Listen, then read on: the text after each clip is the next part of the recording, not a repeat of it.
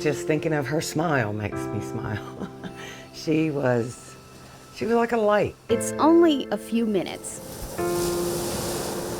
but there are those beautiful sunrises that slow down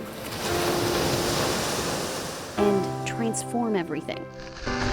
They have a way of lasting because they aren't bound by time,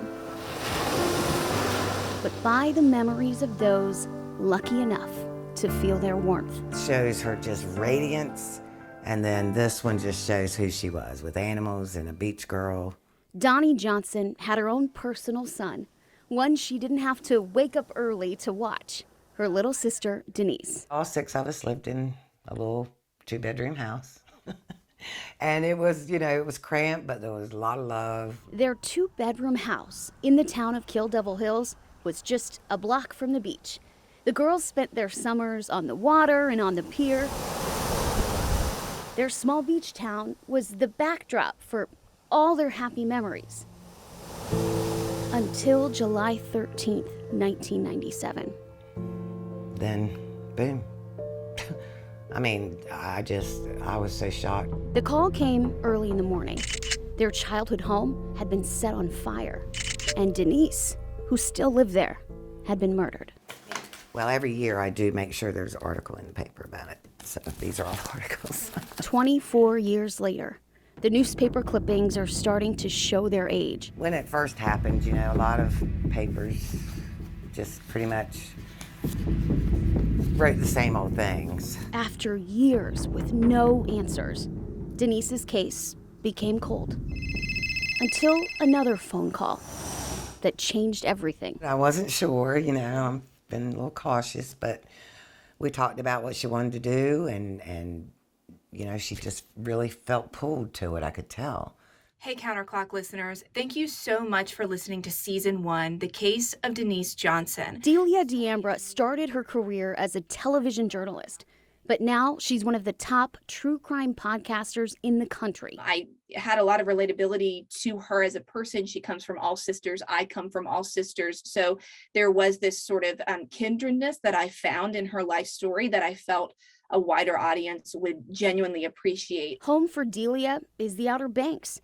And she didn't have to look too far to find her first story for her first podcast. When I called you the first time 2 years ago, I felt like this case was just ice cold. The unsolved murder of Denise Johnson. That kind of moment of realization of, do police know this? Like, what is going on here?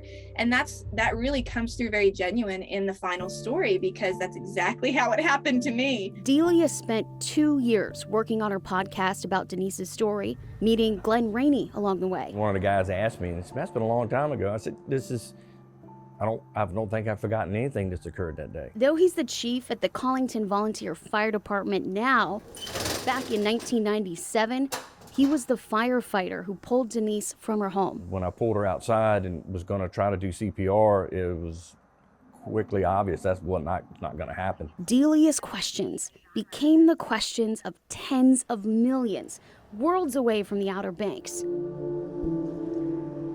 I specifically asked Glenn Rainey about this. The front door was locked, the back door was locked, and all of the windows were down and locked. I don't know if they were locked, but they were all down. Everyone wanting to know the same thing. Who killed Denise Johnson? I think people genuinely want to learn about things that they can't understand, that they kind of grapple with, and crime stories just have that pull. But with that pull comes a responsibility. Delia says people who are obsessed with true crime need to remember there's a person at the heart of it all. If you're going to listen to the show, you should be willing to participate and engage in the advocacy work that's a result of it. For the first time in years, Donnie wasn't the only one asking questions.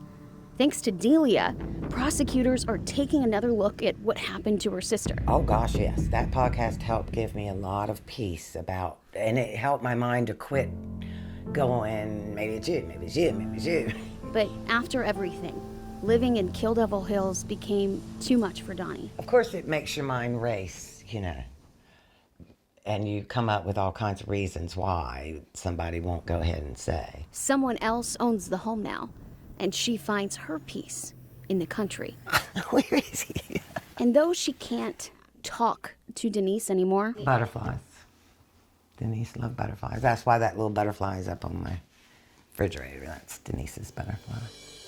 she has a way of seeing her, because some people are so beautiful, so warm, that even when they're gone, their memory is enough.